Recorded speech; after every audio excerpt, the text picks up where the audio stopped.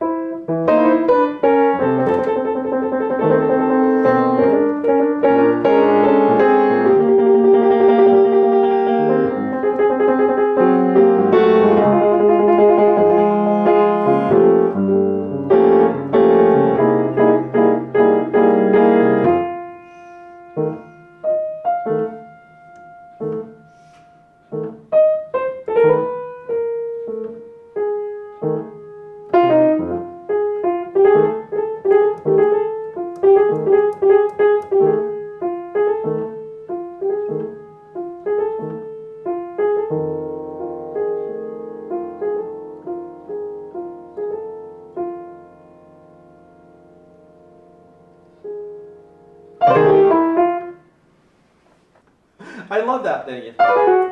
Those little things there, you know, I use that at the end. It gives a little something. What is that? It's not a melody. It's a gesture. It's a flurry. So you can use that to influence what you do. There was a lot in there, as you could hear. There was tremolos. There was taking the music a little farther out. There was just elements of just hymn-like playing, you know. You know, they sort of just goes around the circle of fourths. A tune like this is, like I said, it's a big invitation to enter the world of Charles Mingus, at least his musical world. So I hope you take it. I'm glad I did. Thanks for being here, and I'll see you next the next video, which is oh great, Miles Davis, Ron Carter, 81 from their album ESP, the Great Miles Davis Quintet. So check out some Charles Mingus. Look ahead to Miles Davis, and see you then.